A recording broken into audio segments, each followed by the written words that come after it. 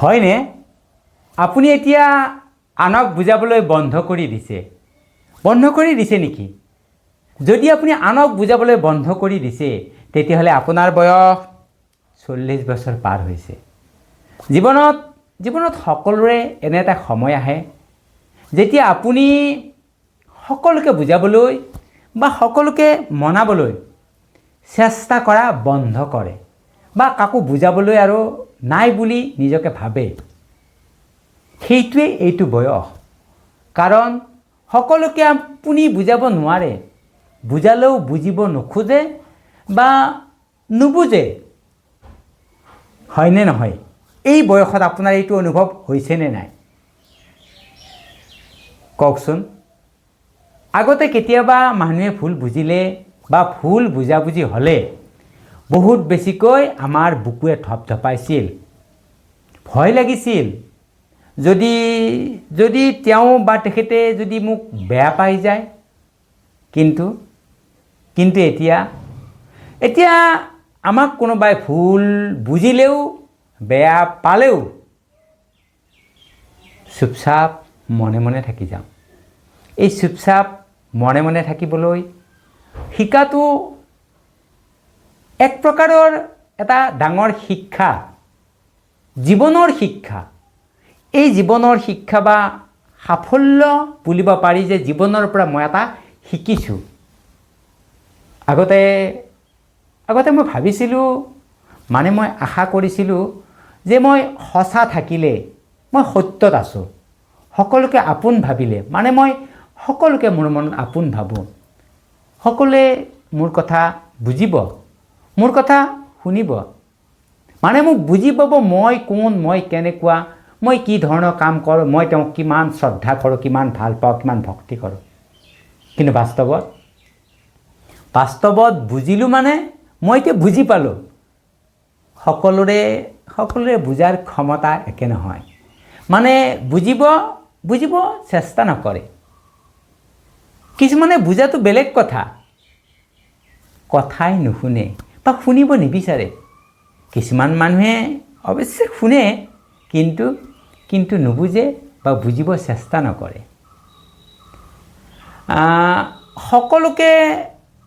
সকলো বুজাবলৈ গ'লে আমাৰ মনবোৰ ক্লান্ত হৈ মন ভাগৰি পৰে। বাৰে বাৰে বুজাবলৈ গৈ বা নিজৰ আমি ব্যাখ্যা দিবলৈ গ'লে আমাৰ আত্মসন্মানত লাগে, নিজস্ব নোহোৱা হৈ যায়। আপোনাৰ বাবে এনেকুৱা হৈছিল নে? এবাৰ মনত পেলাওকচোন। এই বয়সত আহি বুজি পাইছোঁ, আপুনিও বুজিব, অনুভৱ কৰক। এতিয়া এইটো বুজোঁ যে চুপচাপ থাকিব লাগে। কেতিয়াবা মনে মনে থকাটো নিজকে বচোৱাৰ এক উপায়। প্ৰতিটো কথাতে আনক বুজাব যোৱাটো কিন্তু অপৰাধ। যিজনে বুজিব, যিজনে আপোনাক বুজি পাব, তেওঁ অকণমান কথাতে বুজিব। আপোনাৰ মনৰ অনুভৱতে তেওঁ সকলো বুজি পাব।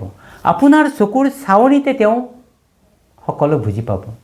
যিজনে নুবুজিব নহয় বা বুজিব নোখোজিবই, আপুনি হাজাৰ কথা, হাজাৰ তুলনা দিয়ে, হাজাৰ বাৰ বুজালেও বুজাব নোৱাৰিব।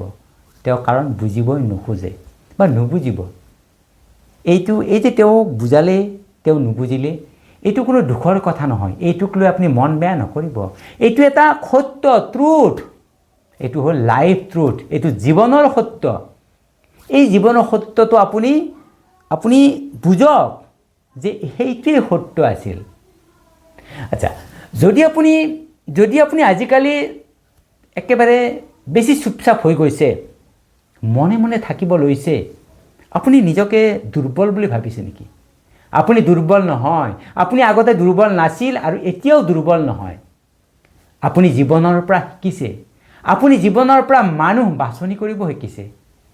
কাক ক'ব লাগিব, কাক বুজাব লাগিব, কাক শ্ৰদ্ধা ভক্তি কৰিব লাগিব, সেইটো আপুনি বাছনি কৰিবলৈ শিকিছে জীৱনৰ পৰা আজিৰ এই বয়সলৈকে। সকলোকে বুজাব নোৱাৰিলেও, আপুনি যদি সকলোকে বুজাব নোৱাৰে কোনো কথা নাই, কিন্তু নিজৰ মনটোক বুজিব পাৰিলেই হ'ল। নিজৰ মনটোক বুজাব পাৰিলেই যথেষ্ট। আপুনি মাত্ৰ নিজৰ মনটোক বুজাওক আৰু সুখী হৈ জীৱনত আগবাঢ়ি যাওক। কাৰণ আপোনাৰ মনটোতে আপোনাৰ সুখ জড়িত হৈ আছে। গতিকে আপোনাৰ মনটোকে আপুনি বুজাই জীৱনত আগবাঢ়ি যাওক। মোৰ এই চেনেলটোৱে কোনো ডাঙৰ কথা ক'বলৈ খোলা নাই। ইয়াত মাত্ৰ আপোনাৰ ভিতৰত থকা অনুভৱখিনি আপোনাকে মই জনাব বিচাৰিছোঁ। পিছত আকৌ লগ পাম। নমস্কাৰ।